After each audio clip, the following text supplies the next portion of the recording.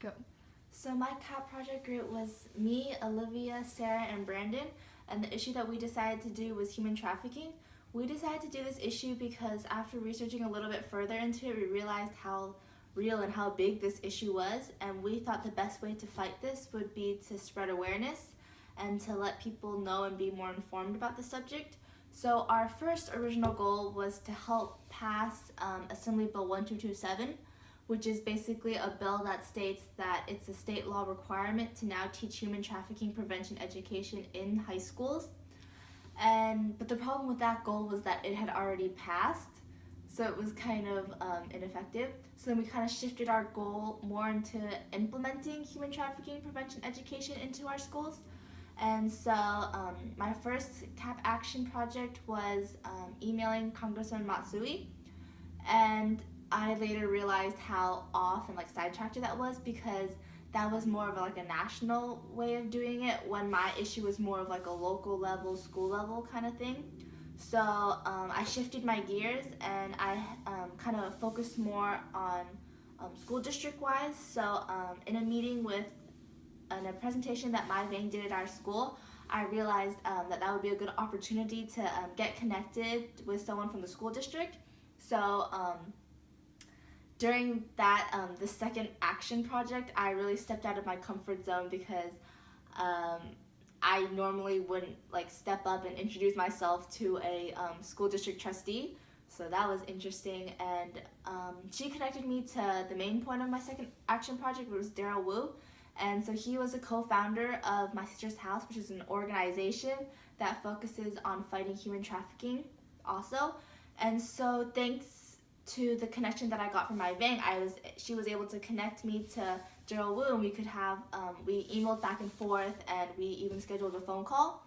And in that phone call, I was able to ask him a few questions to inform him on the bill itself.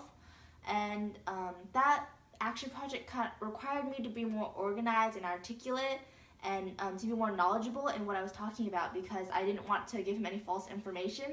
And so I had to really look up and study the bill itself, so I'd be able to answer any questions that he would potentially have.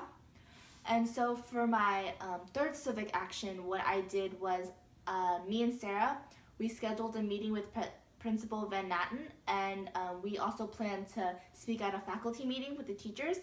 But what ended up happening was previously during winter break, there had been headline news that our JFK soccer coach had been involved in human trafficking. And I think during that time I was hesitant to schedule a meeting, because I thought it would be too fresh of a wound, and it would be too sensitive of a topic to talk about with the principal. But I later figured out because it was such a sensitive time, it was almost the perfect timing to talk about it, because it would be a problem that would have to be addressed and could not be ignored.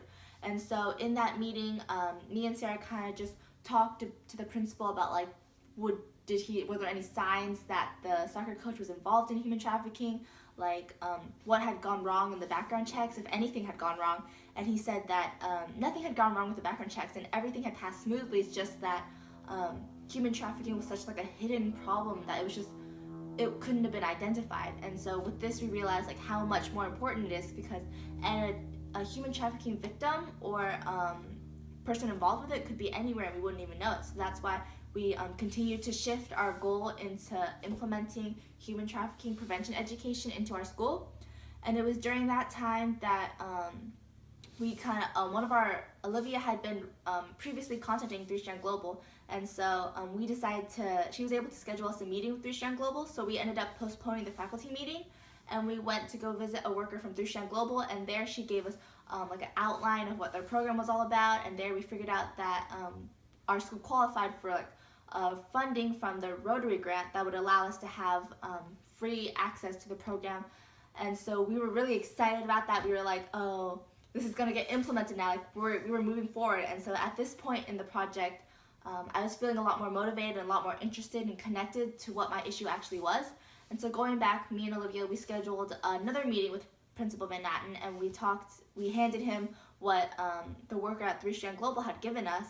And so we kind of laid it out to him, and we said 3 Strand Global is a nonprofit organization that helps to help fight against human trafficking. Here's the information.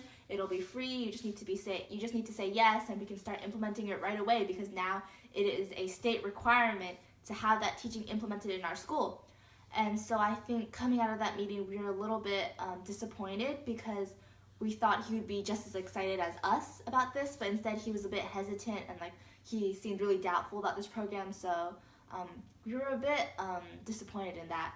And so as we move on, currently we are still waiting for a few days before we follow up with him on that meeting to see if he did contact Duchenne Global, or if there was any questions we could answer for him. So I think what I most look forward to in this project is seeing this implemented, because now I feel very motivated and very determined to get this Duchenne Global's program implemented into our school. And so I hope that by the end of my senior year, I will be able to see it implemented. And if not, I hope that it will be implemented in the future, and that we have set up a good start for others ahead of us who plan to take on this project. And I hope that others and more students become aware of human trafficking and the dangers of it, and so they can prevent themselves from becoming future victims. Thank you.